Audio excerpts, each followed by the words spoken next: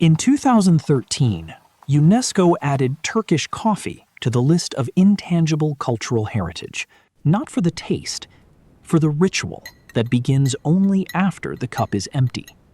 This video covers 12 types of coffee. Each is made differently, each means something different. Espresso is not a type of coffee bean and not a roast level. It is a method. 9 bars of pressurized hot water pass through 7 grams of ground coffee in a traditional single shot in 25 seconds. Pressure, not temperature, not time, is what extracts the crema, a golden emulsion of oils that cannot be produced any other way. But this method was not invented for taste. It was invented for speed, the pace of an industrial city.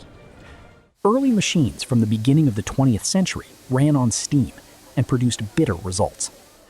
9 bars became reality only in 1948 when Achille Gaggia launched the first commercial lever machine. Everything called coffee in a modern cafe is either espresso or a variation from it. Macchiato means stained in Italian. The classic recipe is a shot of espresso with 1 teaspoon of foamed milk, a drop, nothing more. The purpose is not to soften the taste, but to visually mark the cup. The barista immediately knows which one has milk. However, in 1996, Starbucks released the caramel macchiato, a tall glass of milk with a stripe of espresso on top. The ratio flipped. Vanilla syrup, whipped cream, caramel. None of it has anything to do with the original recipe. Starbucks did not change the drink. It changed the meaning of the word. Ristretto is an espresso stopped halfway. Same dose, same pressure, but half the water. 15 milliliters instead of 30. The flow is cut off before the heavier compounds begin to extract. But the chemistry of extraction is not linear. The first third pulls sweet and acidic fractions. Bitterness comes later. Ristretto stops before that point. The result is a dense, almost syrupy sip with a more complex flavor profile than a full shot. Less does not mean weaker. With Ristretto, less means more precise. Americano is espresso diluted with hot water. The ratio varies, but the standard is 1 shot to 150 milliliters of water. The result looks like drip coffee, but is chemically different. The crema stays, the bitterness fades. But the origin of this drink is not culinary. It is military. During World War II, American soldiers stationed in Italy could not drink espresso in the volume and concentration they were used to at home. They asked baristas to add water. Italians called it Americano, not as a compliment. The drink was not invented for taste. It was invented to survive inside someone else's coffee culture.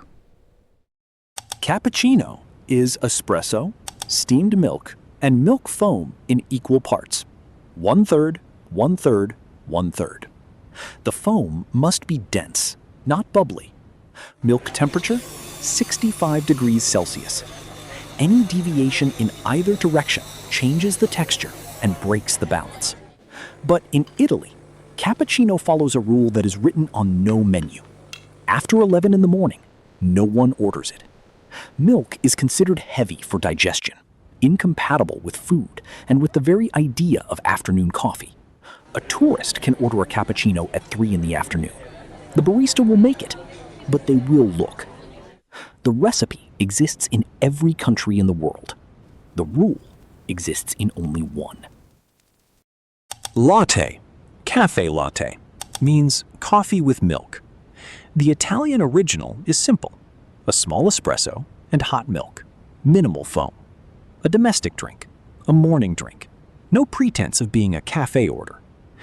However, the American version changed the ratio permanently. A standard latte in an international chain is 250 milliliters of milk to 1 shot of espresso. Coffee accounts for less than 20% of the glass. The rest is milk, foam, and in most cases, flavored syrup. An Italian barista calls it a milk drink with a drop of coffee. Latte became the best-selling coffee drink in the world. The original recipe had nothing to do with that success. Flat white is a double shot of espresso with a small amount of whole milk and microfoam. The volume is smaller than a latte, around 160 milliliters. Less milk, more coffee. The microfoam does not sit on top, it is folded into the milk, creating a silky texture throughout. But who invented the flat white has never been officially established. Australia claims the drink appeared in Sydney in 1984. New Zealand insists on Auckland in the same decade. Both countries have documented their claims formally. When Starbucks added flat white to its global menu in 2015, the description read, "Originated in Australia." New Zealand responded with official statements in the press. The drink is less than 40 years old. The war over its origin is already history. Cortado is espresso cut with an equal amount of warm milk. The word cortado means cut in Spanish. The 1-to-1 ratio is not approximate, it is the point. The milk does not mask the coffee or soften it. It chemically neutralizes the acidity while preserving the density of flavor. But this ratio makes the cortado the hardest drink to standardize. The volume is not fixed by any international standard. In Spain, it is 60 milliliters. In Cuba, 120. In American specialty cafes, up to 180. The same drink means different proportions in different parts of the world. The math is the same everywhere. The interpretation is not. Pour-over is not a drink. It is an extraction protocol. Hot water at 93 degrees Celsius is poured in a thin, controlled stream through ground coffee into a paper filter.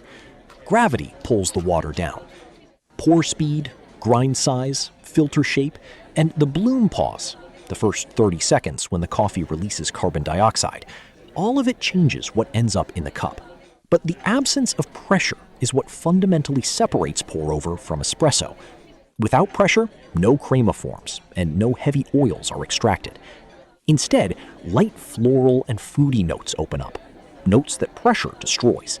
The third wave of coffee culture, the specialty movement of the 2000s, was built entirely on this method. Espresso requires a machine. Pour-over requires attention. Cold brew is coffee steeped in cold water for 12 to 24 hours. No heat. Ground coffee is simply submerged in water at room temperature or below and left to sit. The result is filtered and served cold or over ice. But cold water extracts different compounds from the bean than hot water does. The acids that activate at high temperatures stay in the grounds. So does the bitterness. Cold brew contains 67% less acidity than regular coffee. The taste is smoother, sweeter, with chocolate notes, without any additives. The concentrate keeps in the refrigerator for up to 2 weeks. This is not chilled coffee. It is a different drink, made from the same bean. Turkish coffee is brewed in a jezve, a small copper or brass pot with a long handle. Finely ground coffee, water, and sugar, if desired, are heated together without reaching a boil. The grounds are not filtered. They settle to the bottom of the cup. It is drunk slowly, leaving the sediment. But in 2013, UNESCO added Turkish coffee to the list of intangible cultural heritage. And the decision states explicitly, what is being protected is not the recipe and not the taste. What is being protected is a social practice. The shared preparation, the conversation over the cup, and the reading of grounds that has been passed between generations for centuries. The drink can be reproduced in 3 minutes. The tradition took 500 years. Vietnamese coffee is made through a fin, a small metal filter placed directly on top of the cup. Coarsely ground Robusta drips slowly downward for several minutes. Beneath the filter sits a layer of sweetened condensed milk. When the coffee finishes dripping, the contents are stirred together, served hot or over ice.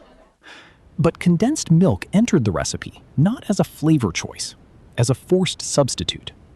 French colonizers brought coffee culture to Vietnam in the 19th century. Fresh milk was scarce. The only available alternative was condensed milk, canned, shelf-stable. The Robusta grown in Vietnam produced a bitter, dense brew. The condensed milk offset the bitterness with sugar. A colonial shortage became a national recipe. Today, Vietnam is the second largest coffee producer in the world. In 1734, Johann Sebastian Bach wrote the coffee cantata, Schweigt stille, plaudert nicht. In form, it is a comic opera. In content, it is a political pamphlet. In Leipzig at the time, city authorities and moralists were actively pushing to ban coffee. The drink was considered dangerous. It gathered people in coffee houses, provoked conversation, and undermined domestic order. What alarmed them most was that women had started drinking it. Bach wrote the cantata to be performed at Café Zimmermann, one of the very establishments they wanted to shut down.